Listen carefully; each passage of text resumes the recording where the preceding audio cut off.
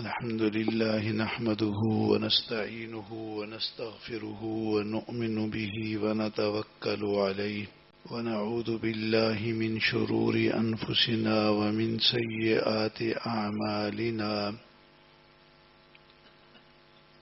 من يهده الله فلا مضل له ومن يضلله فلا هادي له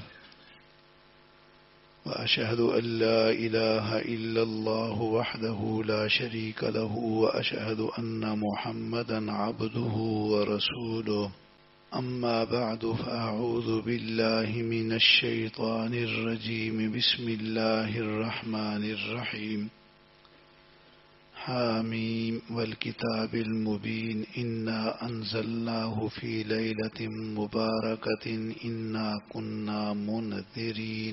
کوئی بھی چیز جب اہم ہوتی ہے تو اس سے پہلے بھی اس کے بعد بھی اسی طرح کے اعمال ہوتے ہیں جیسے نماز فریضہ سے پہلے اور بعد میں نماز مسنونہ یا نافلہ ہوتی ہے. تو رمضان سے پہلے رمضان کے بعد اس لیے شعبان میں بھی روزوں کی بات ہے. نبی کریم صلی اللہ علیہ وسلم اس میں بکثرت روزے رکھتے تھے. شوال کے 6 روزوں کی بات بھی آپ کو معلوم ہے. ماہ شعبان کے متعلق شریعت میں چند باتیں ہیں تو ان کو سمجھنا ہے، اسے وہی ذہن میں ترتیب رکھنی ہے.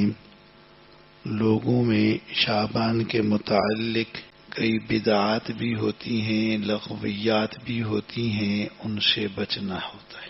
شعبان کے مہینے میں چند باتیں حدیث سے معلوم ہوتی ہیں. ایک تو یہ کہ اس مہینے کے چاند کی گنتی کا اہتمام کرنا ہے.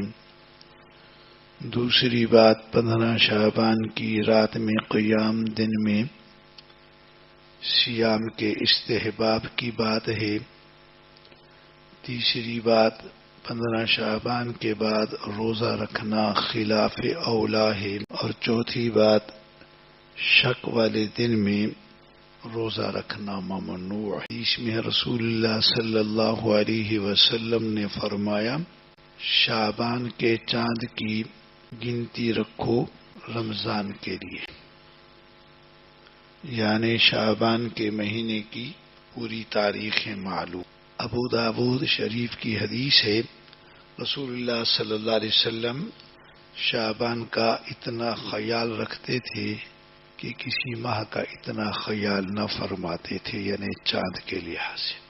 دوسری بات آدھے شعبان جو 15 شعبان، اور اس کو شب براءت بھی کہا جاتا ہے. شب براءت میں عوام میں تغیر آیا، شب براءت کے بجائے پھر شب برات بنا دی. برات ہمارے ہاں دیہاتی زبان میں شادی کے لیے جو جماعت جاتی ہے مردوں کی عورتوں کی کہتے ہیں برات. انہوں نے واقعی اس کو شب برات بنا دیا. شب براءت یہ ایک اہم رات ہے. حدیث میں رسول اللہ صلی اللہ علیہ وسلم نے فرمایا جب آدھے شعبان کی رات ہو، لیلۃ النصف من شعبان، آدھے شعبان کی رات یعنی 15 کی رات، تو اس رات کو شب بیداری کرو، اس کے دن میں روزہ رکھو. مشکات شریف میں یہ حدیث ابن ماجہ کے حوالے سے موجود. فرمایا اس رات میں شب بیداری کرو، اس کے دن میں روزہ رکھو، کیونکہ اللہ تعالی اس رات غروب آفتاب کے وقت ہی سے آسمانی دنیا کی طرف نزول فرماتی. ویسے تو رات کی آخری دہائی میں اللہ تعالیٰ کی ایک خاص رحمت کا نزول اس پہلے آسمان پہ ہوتا ہے. وہ کوئی خاص ایسی رحمت کا نزول ہے جس کو تعبیر حدیث میں یوں کیا جاتا ہے اللہ نزول فرماتے. اللہ تعالیٰ تو کہیں آنے جانے سے پاک ہیں، پر دیکھو تعبیر کتنی عالی. یوں تو رات کی آخری تہائی میں کچھ اور بھی وقت ملتے ہیں، مگر اس رات میں تو غروب آفتاب ہی سے اللہ تعالی کی خاص رحمت کا نزول ہوتا ہے، جس میں تعبیر ہے کہ اللہ تعالی غروب آفتاب کے وقت ہی سے آسمان دنیا کی طرف نزول فرماتے ہیں۔ پھر اللہ تعالی فرماتے ہیں کوئی مغفرت چاہنے والا ہے میں اس کو بخش دوں، کیا کوئی روزی مانگنے والا ہے میں اس کو روزی دوں، کیا کوئی مصیبت زدہ ہے میں اسے عافیت دوں، کیا کوئی ایسا کو ایسا۔ رات بھر اسی طرح یہ ہے اللہ کے ہاں سے ندا ہوتی رہتی ہے یہاں تک کہ صبح صادق ہو جائے۔ اس طرح کی بات ہر رات بھی ہوتی ہے، مگر رات کی آخری تہائی، اس وقت بھی ہم سوئے رہتے ہیں، چلو آخری رات کی تہائی کی ابتدا میں نہ اٹھیں تو اس کے آخری حصے میں تو اٹھ جائیں، تہجد ہی پڑھ لیں، دعا کر لیں۔ یہ وہ وقت ہوتا ہے جب مرغ بھی آوازیں دیتا ہے اور قمریاں بھی عجب انداز میں اللہ کے ذکر میں غمگین آواز میں ذکر کر رہی ہوتی، تو اس رات میں اللہ کی رحمت پکارتی ہے۔ جس چیز کے لیے پکار ہے ظاہر ہے وہ قبول بھی ہے، اور جبکہ اس کے ساتھ قبولیت کا لفظ بھی ساتھ موجود ہے، کوئی مغفرت چاہنے والا ہے کہ میں اس کو بخش دوں۔ یوں نہیں فرمایا جا رہا مغفرت طلب کرو، کوئی مغفرت چاہنے والا ہے، صرف یہ نہیں، کوئی مغفرت چاہنے والا ہے میں بخش دوں، روزی چاہنے والا ہے رزق دوں، وغیرہ وغیرہ۔ آگے پھر پورا عموم ہے، کیا کوئی ایسا ہے، کوئی ایسا ہے۔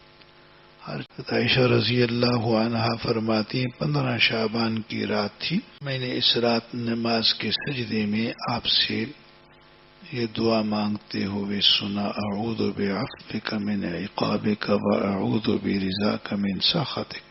جب صبح ہوئی تو میں نے اس دعا کا آپ سے ذکر کیا، آپ نے فرمایا عائشہ اس کو سیکھ لے، دوسروں کو بھی سکھا دے۔ جبرائیل علیہ السلام نے مجھے سکھائی ہے اور انہوں نے کہا اسے سجدے میں بار بار پڑھ، اور حدیث میں وہ بھی ابن ماجہ کی ہے۔ آپ نے فرمایا اللہ تعالی شعبان کی 15ویں رات میں متوجہ ہوتے ہیں بخشتے سے سب مخلوق کو، مگر شرک کرنے والے کو، کینہ والے شخص کو نہیں بخشتے۔ اور حدیث میں کچھ اور افراد کا بھی ذکر ہے، ان کو نہیں بخشتے، ان کو نہیں بخشتے، ان کو نہیں بخشتے۔ آپ سمجھیں کہ یہ خطرناک ترین گناہ ہیں، جو رات جس میں اس قدر مغفرت کی برسات ہوتی ہے ان کے لیے نہیں۔ شرک والا تو مشرک کافر ہوا، مگر کئی اور فسقی یا صفات والوں کے لیے بھی ہے۔ ہاں، قطع رحمی کرنے والا، یعنی جو لوگوں سے رشتہ توڑ کے بیٹھتا ہے، اپنے رشتہ داروں سے تعلق نہیں ہے، بولتا نہیں ہے۔ آج کل یہ بیماری عام ہے۔ اس کے ساتھ لنگی ٹخنے سے نیچے لٹکانے والے کو بھی نہیں بخشتے۔ اسی لنگی میں یہ شلوار، پجامہ، پتلون سب کچھ آوے۔ ایک میں ماں باپ کی بے فرمانی کرنے والے کو نہیں بخشتے، ایک میں ہمیشہ شراب پینے والے کی طرف بھی۔ اللہ تعالیٰ اس رات میں قبیلہ کلب کی بکریوں کی تعداد سے بھی زیادہ مغفرت فرماتے ہیں۔ اس قبیلے کی بکریاں بکثرت، اسی لیے اس رات کا نام حدیث میں لیلۃ البراءت آیا ہے۔ شب براءت کے اس رات میں جہنم سے براءت اور آزادی ملتی۔